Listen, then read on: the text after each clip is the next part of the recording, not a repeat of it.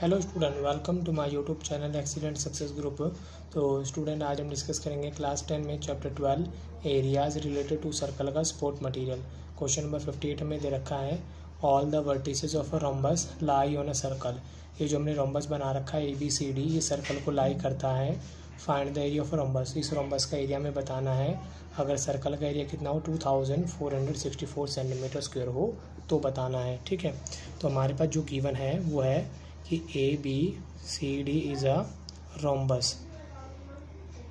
ठीक है, और हमें गिवन है एरिया ऑफ सर्कल 2464। क्लियर। अब सर्कल का एरिया का फॉर्मूला होता है पाई आर स्क्वायर। जो चीज़ हमें गिवन है हम उसी का फॉर्मूला अप्लाई करेंगे। पाई की वैल्यू 22/7, रेडियस तो हमें फाइंड करनी है क्योंकि रेडियस में गिवन नहीं है। 2464 आर स्क्वायर 464, जो नीचे था वो ऊपर चला जाएगा, जो ऊपर था वो नीचे आ जाएगा। ठीक है, 22 में मैं इसका डिवाइड दूंगा तो ये आएगा 112। क्लियर। अब इस पे आ रहा है स्क्वायर, स्क्वायर हटेगा सामने वाले पे जाएगा अंडर रूट, यहाँ पे 7। 112 के करेंगे फैक्टर।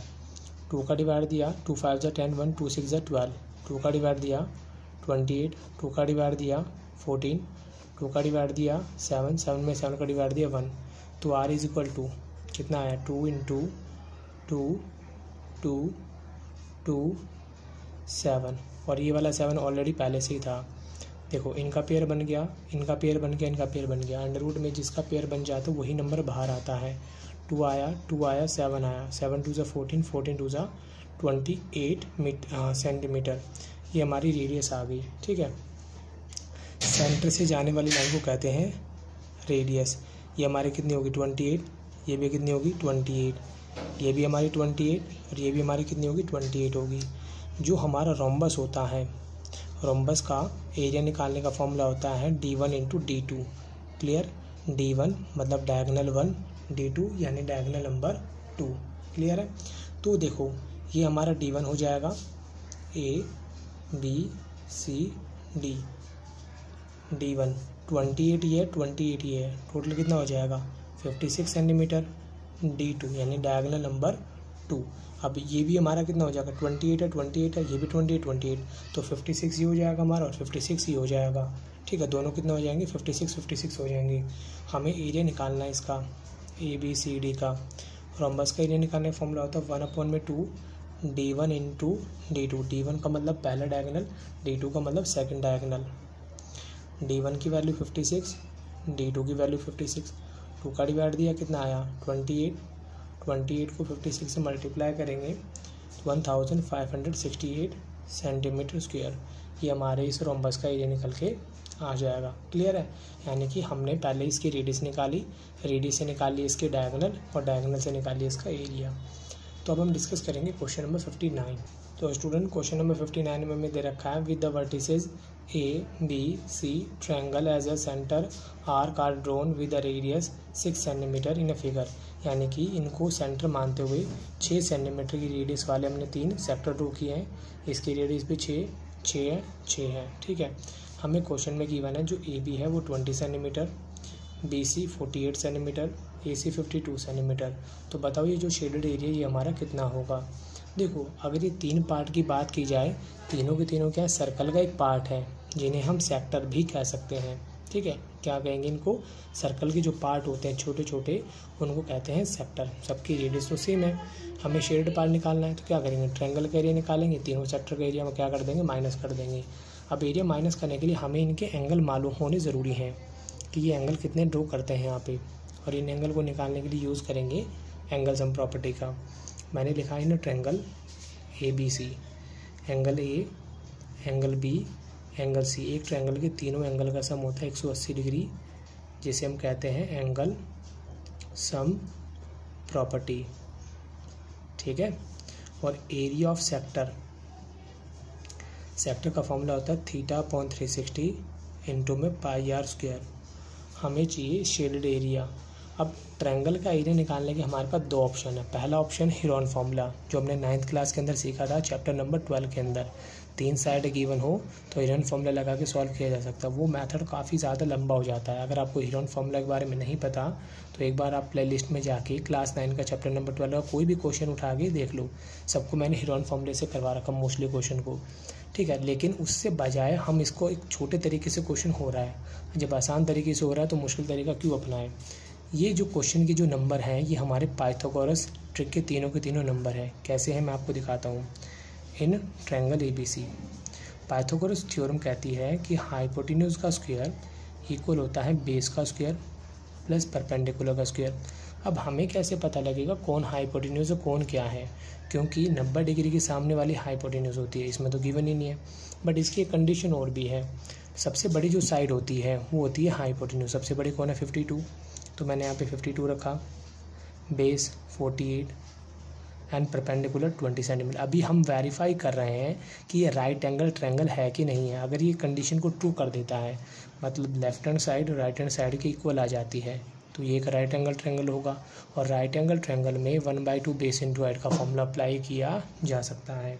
तो मैंने 52 को 52 से मल्टीप्लाई किया, 2704 आया। 48 को 48 से मल्टीप्लाई किया, 2304 आया। 20 को 20 से किया 400। इन दोनों का जो सम है वो इसके इक्वल आ रहा है, तो हमारी लेफ्ट हैंड साइड इक्वल आ गई राइट हैंड साइड की, ठीक है। अगर ये पाइथागोरस कंडीशन को सेटिस्फाई करता है, देयरफॉर एंगल जो बी होगा वो 90 डिग्री का होगा। कैसे पता लगा? सबसे बड़ी साइड के सामने वाला एंगल सबसे बड़ा होता है, सबसे बड़ा यानी कि 90 डिग्री का ही एंगल होगा। यहाँ लिखेंगे इट्स सेटिस्फाई पाइथागोरस थ्योरम, ठीक है, जिसकी वजह से हमारा एंगल भी 90 डिग्री का होगा। तो अब हम इसके अंदर राइट एंगल ट्रायंगल का फॉर्मूला यूज़ कर सकते हैं एरिया ऑफ ट्रायंगल का, जो कि होता है 1/2 बेस इंटू हाइट। अब हमें मालूम लग गया कि ये एंगल हमारा 90 डिग्री का। पहले मालूम क्वेश्चन में गिवन नहीं था, हमने पाइथागोरस को वेरीफाई करने के बाद पता लगाया कि 90 डिग्री है। इन केस अगर ये राइट एंगल ट्रायंगल नहीं होता तब तो हमें हेरोन फार्मूला ही यूज़ करना पड़ता। वो थोड़ा तरीका लंबा पड़ जाता है, इसलिए मैं उससे नहीं कर रहा। जो आसान तरीका है उसी से मैं इसको कर रहा हूँ, ठीक है। हमें निकालना है shaded part, area of shaded part, ठीक। तो इसके लिए पूरे ट्रायंगल का area of triangle ABC minus कर देंगे 3 सेक्टर का एरिया, ठीक है। इनको नाम दे देता हूँ मैं S1 S2 S3। Sector 1 area of sector 2, या फिर एक काम करते हैं, मैं तीनों को प्लस करके टोटल में से माइनस कर देता हूँ। तो इन तीनों को ब्रैकेट में रख लेते हैं, S1 plus S2 plus S3। 3 sector है ना, तीनों के एरिया को प्लस करेंगे, टोटल में से माइनस कर देंगे। ट्रायंगल का area formula 1/2 base into height. Sector का फॉर्मूला, अब S1 की बात की जाए, इसमें एंगल कौन आ रहा है B, तो फॉर्मूला होता है हमारा θ/360 इंटू में πr²। S2 में एंगल कौन लेंगे हम C/360 πr²। इसके अंदर कौन लेंगे S3 में, ये S2 है ना, S2 में एंगल A है हमारा, S3 इसमें एंगल C होगा C/360 इंटू πr²। तीनों में 360 πr² कॉमन आ रहा है, कॉमन निकाल लेंगे। बेस हमारा हो जाएगा 48, हाइट हो जाएगी हमारी 20। तीनों में से कॉमन निकाल लिया, πr²/360। यहाँ बच गया angle B, angle A, angle C, ठीक है। तो 2 में इसका डिवाइड दिया 24, मल्टीप्लाई किया 480। पाई की वैल्यू हम यूज़ करेंगे यहाँ पे 22/7। आर में कितना दे रखा था 6, स्क्वायर है इसलिए 2 बार, अपॉन में 360। इन तीनों का जो सम है, क्वेश्चन की शुरुआत में मैंने बता दिया था कितना है 180, तो यहाँ लिखेंगे 180। 18 दूनी 36, ठीक। 2 का इसमें डिवाइड दिया कितना आया 3, 480। 22 का 22, 6 × 18, नीचे कितना 7, 480। 22 को गुना करेंगे 18 के साथ, 396 डिवाइड बाय 7, 480। 7 का डिवाइड देंगे 56.57, माइनस करेंगे 423.43 सेंटीमीटर स्क्वायर। ये हमारे शेडेड पार्ट का एरिया निकल के आ जाएगा। क्लियर। और अगर आपको मैंने ये तरीका बता दिया राइट एंगल ट्रायंगल का एरिया निकालने के लिए, ठीक है, शेडेड एरिया तो मैंने निकाल के दिखा दिया। अगर आपको लगता है कि हमारा राइट एंगल ट्रायंगल नहीं होता, हेरोन फॉर्मूले से कैसे करना होता, तो इसको मैं हेरोन फॉर्मूले से भी करके दिखा देता हूँ आपको। तो स्टूडेंट इसका एरिया तो मैं वैसे पहले ही ऑलरेडी निकाल चुका हूँ, 480 सेंटीमीटर स्क्वायर। देखो ज़रा, ये रहा 480, ठीक है। लेकिन मैं फिर भी आपको हेरोन फॉर्मूले से एक बार इसको निकाल के दिखाया। तो हेरोन फॉर्मूले में क्या करना होता है, हमें लेना होता है S = A + B + C/2। ए कौन होगा, जो हमारी साइड की वन होगी, ए इसे मान लो, बी इसे मान लो और सी इसे मान लो। तो यहाँ पे 52 + 48 + 20 एंड डिवाइड बाय 2। दोनों को प्लस किया 120 डिवाइड बाय 2 कितना आया 60। अब एरिया निकालने का तरीका, area of triangle ABC formula होता है इसका S - A S - B S - C। S हमारा कितना है यहाँ पे 60 माइनस में A यानी कि 52, 60 माइनस में B यानी 48, 60 माइनस में C यानी कि 20। यहाँ पे लिखा 60 माइनस किया 8 आया, माइनस किया 12 आया, माइनस किया 40 आया। क्लियर। करने के बाद इसको हम फैक्टर करेंगे इन सभी के। पहले 60 के फैक्टर किए मैंने यहाँ पे, ठीक है। पहले मैं फैक्टर करके लिख लेता हूँ यहाँ पे। तो स्टूडेंट इन सभी के मैंने यहाँ पे फैक्टर कर दिए। देखो 60 के फैक्टर कितने हुए, 2 × 2 × 3 × 5 8 के फैक्टर किए मैंने कितना है 2 × 2 × 2। 12 के फैक्टर कितने हुए 2 × 2 × 3 एंड 40 के फैक्टर कितने हमारे 2 × 2 × 2 × 5।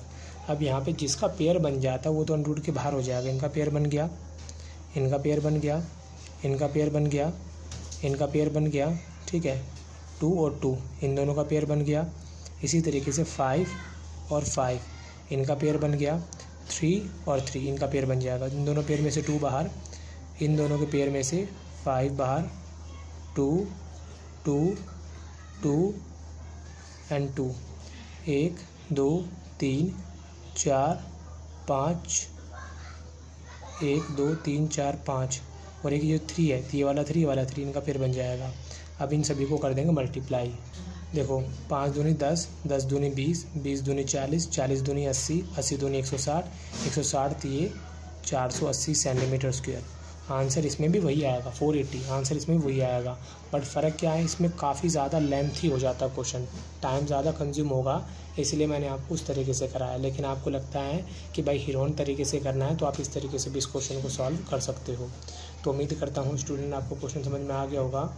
अगर आपको वीडियो पसंद आया तो वीडियो को लाइक करें, शेयर करें, कमेंट करें और इस चैनल को जरूर सब्सक्राइब कर लें। मिलते अगली वीडियो में। Okay bye bye, thank you.